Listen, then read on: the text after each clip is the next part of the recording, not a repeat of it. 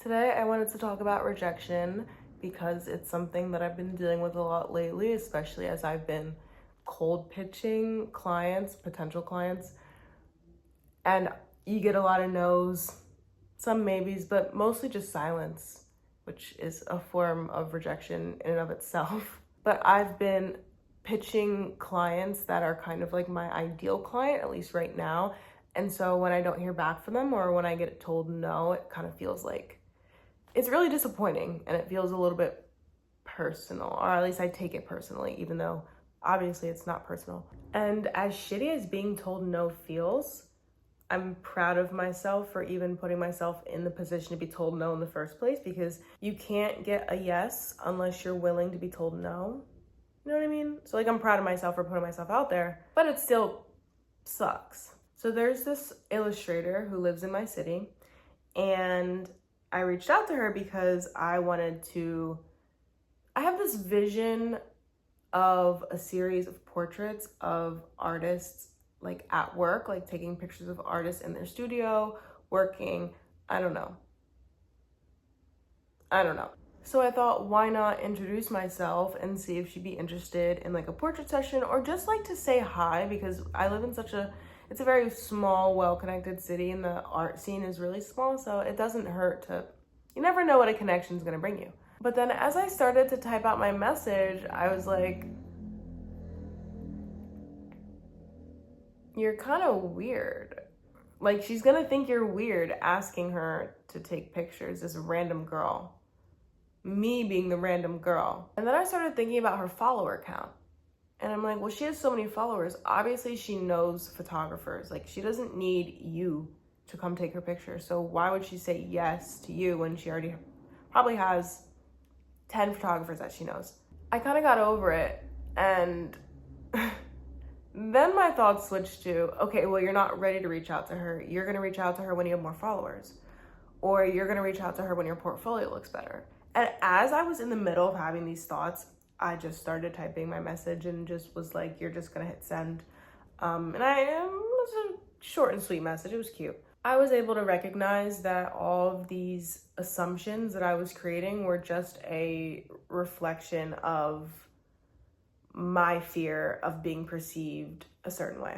And I'm in a season of my life where obviously I have time. I'm not in like a time crunch, but it kind of feels like it. Like, I know what I want and I know the steps that I have to take to get there. And so by putting off contacting people, reaching out to people out of fear, like, I don't have time. I don't have time to be afraid of rejection like that. It just got me thinking, like, how much time do we waste?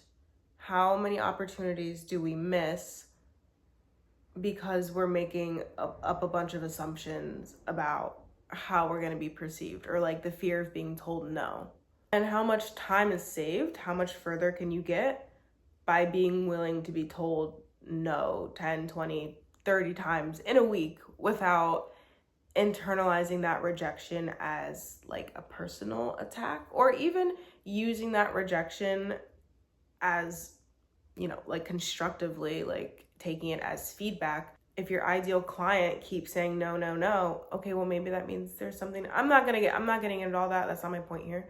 I'm working on catching myself while I'm having these thoughts, like while I'm making these assumptions. And I don't think there's anything wrong with being afraid of rejection or fearing rejection,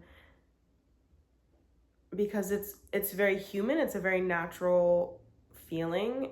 And it probably stems from, like, I don't know, some prehistoric survival instinct that we didn't outgrow. And that survival instinct at one point probably kept us alive. And that's probably why we are here today. So there's nothing wrong with being afraid, but I do think that there's something wrong with letting that fear stop you from going after what you want. Especially for us artists and creatives, like, we're gonna get told no. We're gonna get told no a lot. And it's gonna sting, because they're gonna take a look at your portfolio and be like, no. And you're gonna be like, well, I worked so hard on that. And they're gonna be like, well, sorry. Sometimes your work is gonna flop. Sometimes your content is gonna flop. Not everyone is gonna see your vision, because art is subjective.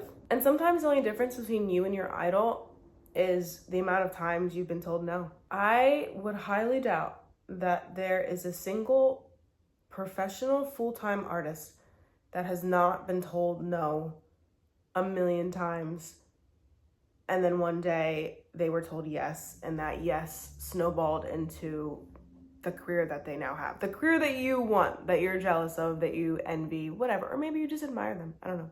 I'm not projecting, but they had to be told no a million times in a row in order to get the yes. And that yes changed their career. And now they got to be the ones to say, no, I don't want to do this project. No, I don't know. I'm not trying to ramble. But the worst thing that anyone can say is no. And you already know that you can survive being told no, because we get told no all the time. And you can think of a time when you've been told no and you were rejected or whatever, and you were like, oh my God, like this is the end of my life. I hate myself. But then I'm sure good things happened after that. I know it have for me. Rejection has really torn me up in the past. And still I rise. And yes, I'm giving you guys all this advice, but really this is like advice for me so that I can like hold myself like accountable. I need to practice what I preach. I need to put these words into action every single day, because I can feel like the momentum building, but it's about keeping up with momentum and not letting being told no 50 times. Like sometimes it takes 50 times, sometimes it takes 100 times, sometimes it takes 1,000 times. I don't know how many no's I'm gonna get before I get like that yes that's gonna like, but because someone's gonna answer my DM. Maybe not today, maybe not tomorrow, maybe not the next day. Someone is gonna answer. Instead of wasting time making all these assumptions about if someone's gonna answer or how they're gonna perceive me or my work or whatever, I can put that energy into sending more DMs, because anyone who cold pitches knows it's a numbers game. Like you gotta, and it takes a lot of, it takes a lot. But that was just my quick message. I don't have anything else to say. Okay, bye.